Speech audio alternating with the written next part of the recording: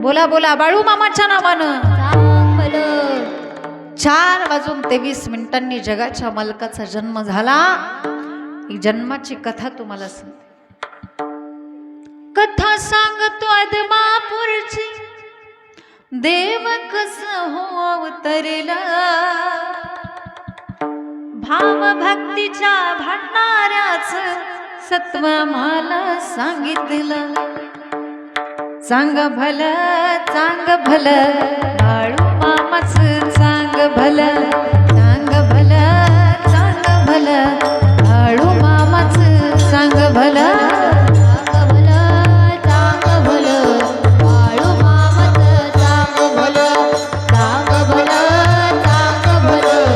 बाळू मामाच चांग भलं अश्विन शुद्ध द्वादशीला सोमवार तो मंगल।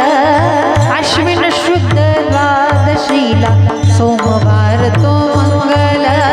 3 ऑक्टोबर 1892 ला नवल हे घडलं। 3 ऑक्टोबर 1892 ला नवल हे घडलं। दीनोद्धारी भवभयहारी कैलासाहून आलं।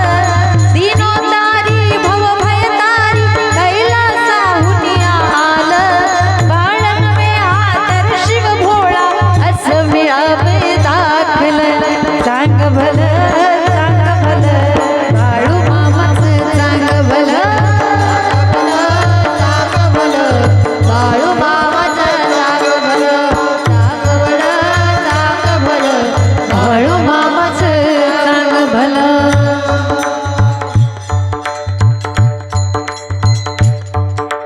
जन्म झाला दैवी लीला बारस हे विधिवत केलं। बाळ जन्माला आल्यानंतर त्या बाळाचं बारस करण्यात आलं। बारस नाव ठेवण्यात आलं। काय नाव ठेवलं ऐका। जन्म झाला दैवी लीला बारस हे विधिवत केलं। माया पाना या देवाचं नाव बाळा पाठवलं। माया पाना या देवाचं नाव बाळा पाठवलं। काळा लोटला बाळवाला दिवस पुढं होत चाललं। काळा लोटला बाळवाला दिवस पुढं होत चाललं। मायाच्या झोपडीत काशी विश्वेश्वर राहिलं। चांग भलं बाळू मामाचं चांग भलं बाळू मामाचं चांग भलं। बोला बोला बाळू मामाच्या नावानं बाळू मामाच्या नावानं। अशा पद्धतीने मामांचा जन्म झाला। मामा लहानाचे मोठे होऊ लागले। पण मी सांगते तुम्हाला की मामांचं लहानपण हे इतर पोरांसारखं नव्हतं बरं का। मामांचं लहानपण म्हणजे विचित्र होतं। कुठेतरी एखाद्या झाडाच्या शेंड्यावरती जाऊन बसायचे आणि विचारलं तर म्हणायचे की हेच माझं शिखर आहे। काट्याचा बिस्तारा करून त्याच्यावरती झोपायचे। विचारलं तर म्हणायचे की हीच माझी खुर्ची आहे। बघा कितीतरी अंतर ते पाठीमागं उड्या मारत जायचे। पाठीमागं उलट्या उड्या मारत जायचे। संतनवती जगा माणसाच्या सारिखे समुद्र नदी नावे पैगा आशान म्हणून येलिंगा। संतनवती जगा माणसाच्या सारिखे संतनवती जगा माणसाच्या सारिखे। संतांमध्ये माणसामध्ये जमीन आसमानाचा फरक आहे। कधीही मामा इतर मुलामध्ये मिसळायचे नाहीत। कुठेतरी एकांतात बसून राहायचे, शांत बसून राहायचे। शांत बसलेले असताना ते एकटेच बोलायचे। कसे बोलायचे? एकटी। पूर्वीची माणसं एकटी बोलत नव्हती। कधीची? पूर्वीची बर का। आताची माणसं एकटी पण बोलू शकतात। रस्त्याने जात असताना ते एकटेच बडा बडा बडा करत जाऊ शकतात।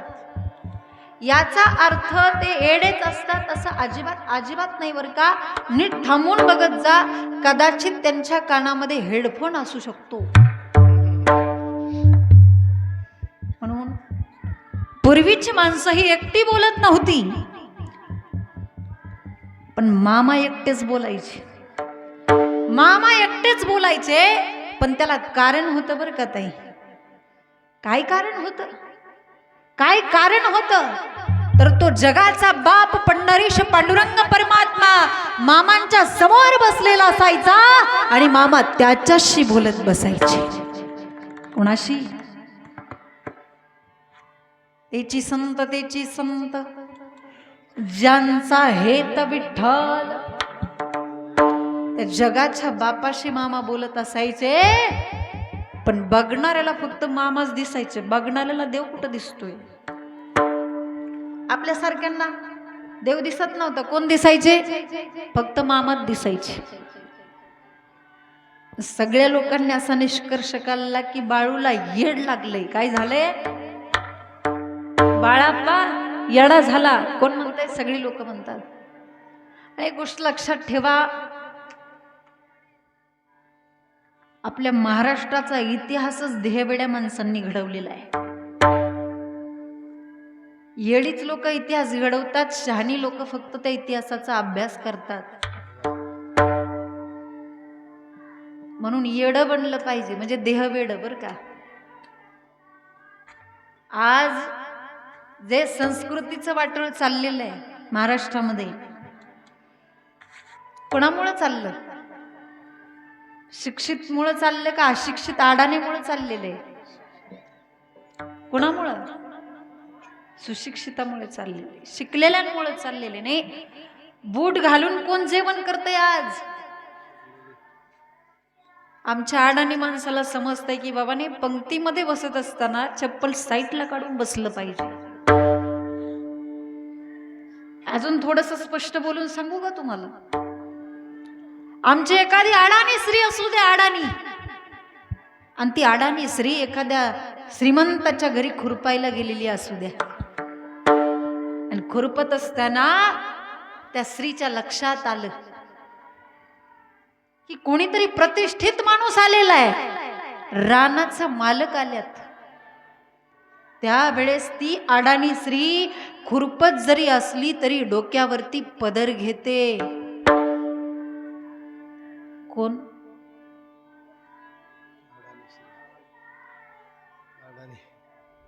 तुमच्या लक्षात आलं का? खरं संस्कृतीचं वाटोळं कुणी चालवलं? अडाणी स्त्री डोक्यावरती पदर घेते, आणि आमची शिकलेली मुलगी वरातीत चौकात जे नाचते ते कोण आहेत?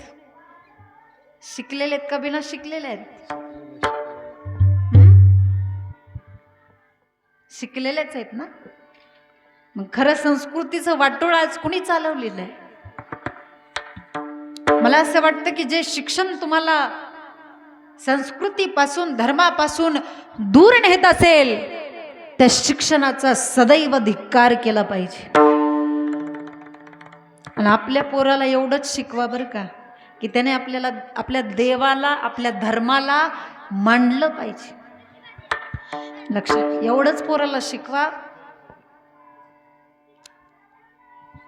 येडीच माणसं इतिहास घडवतात. सगळे लोक मामांना येड म्हणायचे, सगळे लोक हसायचे, पण एका ते जीवाला ते बरं नव्हतं वाटत. एक आत्मा तरमळायचा. कुणाचा? आईचा. त्या आईला ते नव्हतं बरं वाटत. त्या आईला वाटायचं माझ्या लेकरांनी सुद्धा इतर मुलासारखं जगलं पाहिजे, वागलं पाहिजे, बोललं पाहिजे. पण ते भगवंताच्या लीला सामान्य माणसाला काय समजणार आहेत?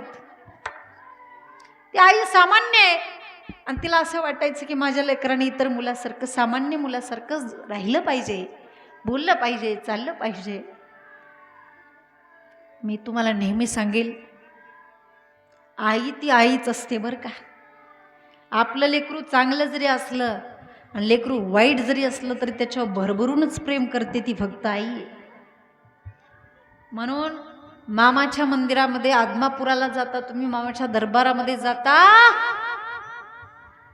मामाच्या दरबारामध्ये एकदा तरी आईला विचारून जात जा की आई बरी आहे का तू? आई तू बरी का एवढंच विचारा आणि मग मामांच्या दरबारामध्ये जा. नाही तर किती मामाच्या दरबारामध्ये गेला आणि किती भंडारा लावला आणि किती मामा मामा करून ओरडला, घरी जर तू तुझ्या आईला नीट बोलत नसशील ना तर माझा मामा तुला कधीच पावायचा नाही, लक्षात ठेव. म्हणून आईला सांभाळता आलं पाहिजे. त्या आईच्या आत्म्याला बरं नव्हतं वाटत, त्यामुळे मायप्पानी सुंदराबाईंनी लेकराला वळण लागावं त्यासाठी गावातल्या चंदूलाल सेठजीकडे कामाला चाकरीला ठेवलं. तुम्हाला तो कथाभाग माहिती आहे. त्या ठिकाणी मामांनी गाई राखण्याचं काम केलं, गाई चारायच्या. काय मामांचा लहानपणापासूनचा महिमा होता. ज्यावेळेस बाळू मामा त्या गाईच्या गोठ्यामध्ये जायचे त्यावेळेस त्या गाई 2-2 लिटर दूध देणाऱ्या गाई 10-10 लिटर दूध द्यायच्या. लहानपणापासूनचा मामांचा महिमा होता. आणि जेवण्यासाठी जी थाळी होती त्या थाळीतून एकदा त्या चंदूलाल शेठजीच्या आईला पहाटे उठल्यानंतर त्या थाळीतून बस्तीचं दर्शन झालं. तिने ती थाळी उचलून आपल्या देवघरामध्ये ठेवली. तिथं दुसरी थाळी आणून मांडली. मामांनी पाहिलं ही थाळी माझी नाही. केवळ या गोष्टीवरून काम सोडलं. मामा घरी निघून आले. संतांचं कुळ आणि नदीचं मूळ हे कधीच कोणाला ठाऊक नसतं बरं का. मामा घरी आले. घरी आल्यानंतर आता घरच्यांनी वेगळंच खूळ काढलं. घरचे म्हणायला लागले की मामाला भूत लागले. कुणाला? बाळूला भूत लागले. भूत जो दुसऱ्याची भूत काढतो. अनेक देवऋषांना बोलवण्यात आलं. मायाप्पाने सुंदराबाईंनी अनेक देवऋषांना बोलवलं, पण त्या सगळ्या देवऋषांनी शेवटी सांगितलं या भूतापुढं आमचा नाईलाज आहे. या भूतापुढं मात्र आमचं काही चलत नाही. लक्षात घ्या. नीट सरळ नजरेतून जर आपण बघितलं तर जगातल्या सगळ्यात मोठ्या देवऋषाचं नाव आहे संत बाळूमामा. लक्षात घ्या. तुमची कुठलेही दुःख असू द्या, तुमची करणी बाधा असू द्या, मेतक्यामध्ये तो खांब रवलेला आहे. तो भूत बाधा खांब तुमचं जर तुम्हाला असेल तसं काय बहिर्वासा आपण त्याला म्हणतो, तरी सुद्धा ती काढण्याची ताकद मामाच्या मध्ये आहे. लक्षात घ्या. तुमचं कुठलंही दुःख असू द्या, दुःख अडवायला उंबरासारखा, दुःख अडवायला उंबरासारखा,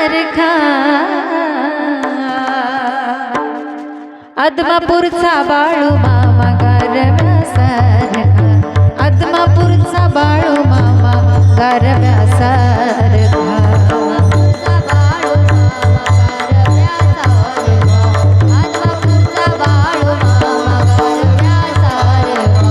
वाट चुकणार नाही जीवनभर तुमची, वाट चुकणार नाही जीवनभर तुमची,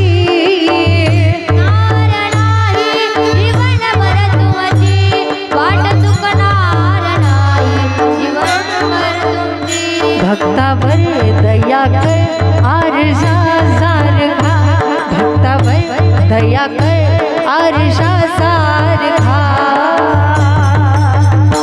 आदमापूरचा बाळू मामा गारव्यासारखा, आदमापूरचा बाळू मामा गारव्यासारखा.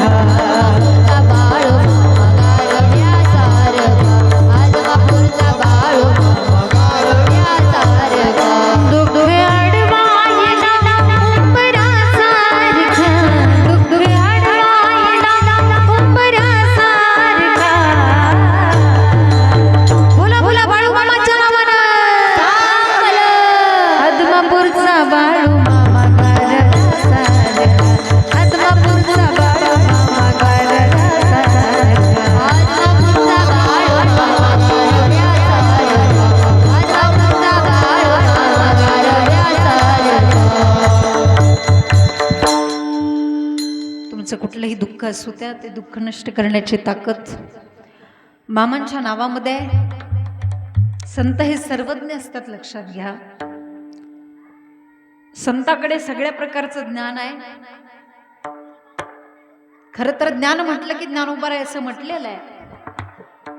समाजामध्ये जे 4 प्रकारचे वर्ग पडतात, आज्ञ, अल्पज्ञ, तज्ञ आणि सर्वज्ञ.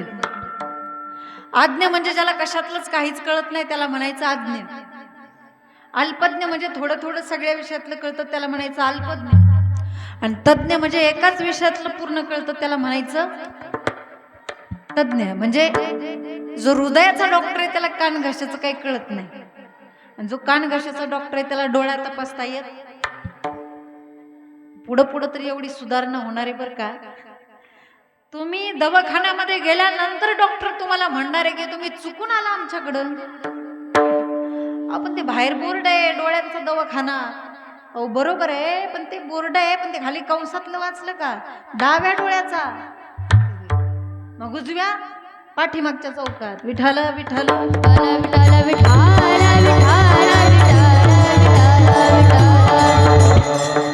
एकाच विषयातलं पूर्ण कळतं त्याला म्हणायचं तज्ञ. सगळ्याच विषयातलं सगळंच कळतं त्याला म्हणायचं सर्वज्ञ. आमच्या बाळूमामाने काही भाकीत लिहून ठेवलेली आहे. हे कोरोना होऊन गेलं हे आधीच मामांनी सांगितलं होतं. का बरं संत सर्वज्ञ का? कारण संतांना तुम्ही भविष्याचं विचारा, संतांना तुम्ही वर्तमान काळाचं विचारा, नाहीतर संतांना तुम्ही भूतकाळाचं विचारा, त्यांना माहिती आहे.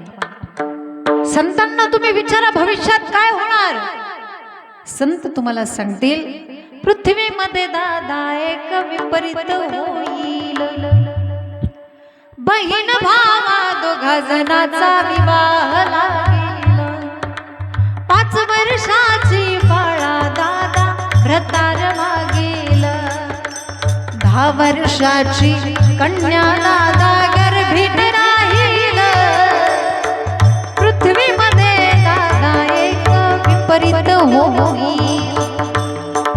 हे भविष्य. काय भविष्य? ऐका दादा कलियुगाची थोरी, पुत्र तो होईल दादा पित्याचा वैरी, आणि भ्रतारा सांडून घरोघर फिरतील नारी, पृथ्वीवरचा वारा थोर झुंडाट सुटेल, मोठ मोठे पर्वत तेही उडून जातील. भविष्य सांगितलं कुणी?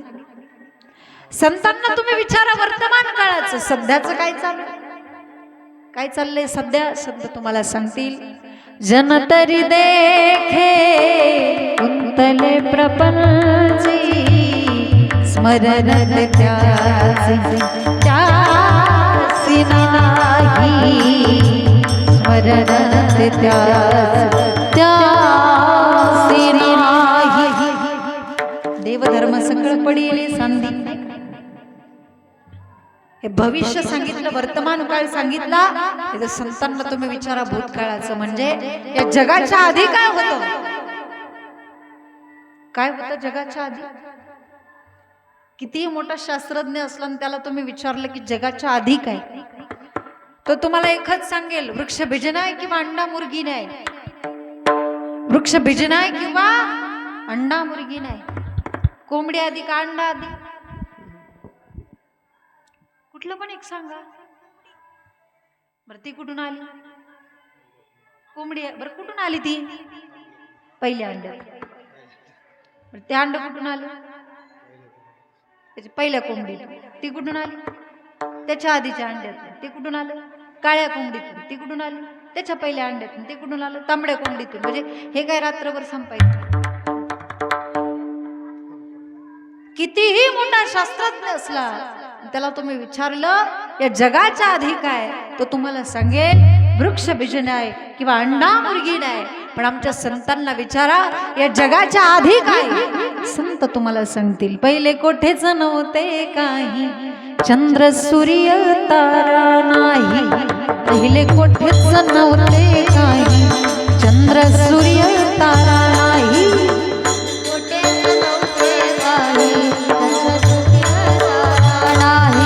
पहिले कोठेच नव्हते काही, चंद्र सूर्य तारा नाही. अवघे शून्यच होते पाही कानोबा तेरे तेरे होते पाही कानोबा तेरे तेरे. तेथे एक ढालगज निर्माण झाली तिने पा एवढी ख्याती, अमरपुरी तिचे घर खुली कानोबा तेरे तेरे ते.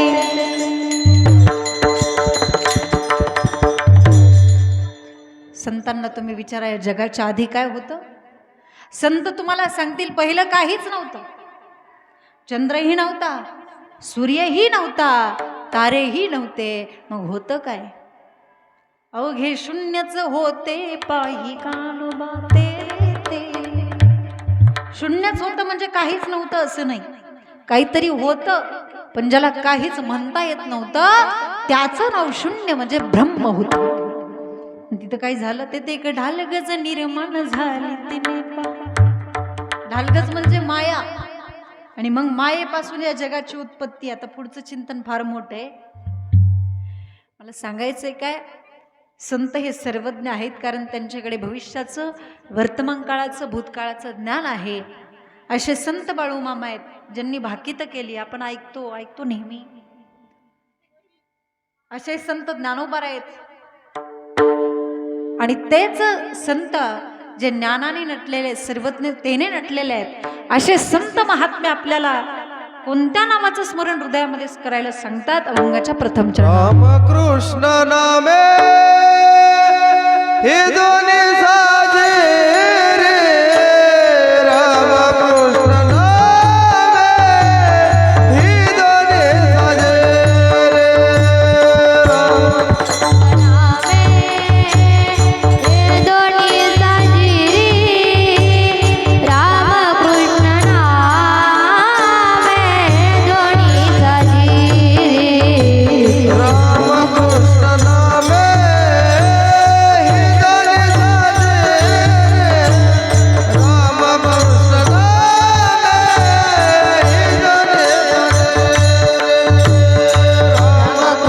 नामे हे दोन्ही साजे रे. रामकृष्ण नामे हे दोन्ही साजिरी रामकृष्ण नामे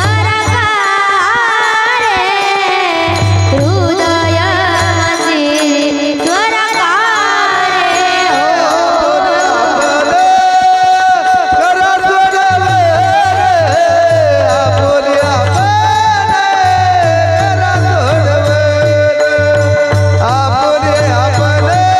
हृदय मंदिर स्वर्गारे.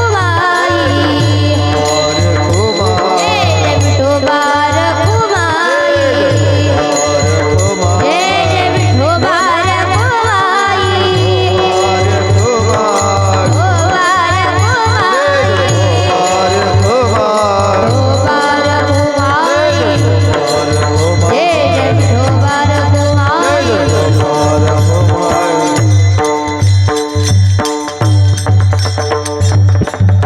रामकृष्ण नामी धोनी साजिरी हृदय मंदिरी स्मरणारे. राम आणि कृष्ण ही दोन नावं हृदयामध्ये स्मरण करा आणि आपुलीच आपण सोडवण करा. ह्या संसार बंधनातून मुक्त व्हा आणि या संसार बंधनातून मुक्त होऊन या दुःखातून, संसार दुःखाचा जे दुःख आहे ते दुःखाच्या गोष्टीतून निवृत्त होण्यासाठी, प्रत्येक गोष्टीतून कुठलंही दुःख असू द्या. माऊली म्हणतात, मी स्वतः तिथं आळंदीमध्ये समाधीवस्थेमध्ये ज्ञानदेव मौन जपमाळ अंतरी धरोणी श्री हरी, त्या ठिकाणी रामकृष्ण हरी याच मंत्राचा जप समाधी अवस्थेमध्ये अजूनही माऊली करताय. ज्ञानोबाराय म्हणतात, हे फक्त मी तुम्हाला सांगतोय असं नाही, माझ्या सुद्धा ध्यानामध्ये, मनामध्ये आणि माझ्या अंतकरणामध्ये हेच नाव आहे जे मी हृदयामध्ये स्मरण करतोय अभंगाच्या शेवटच्या चरणात. ज्ञानदेव ध्याने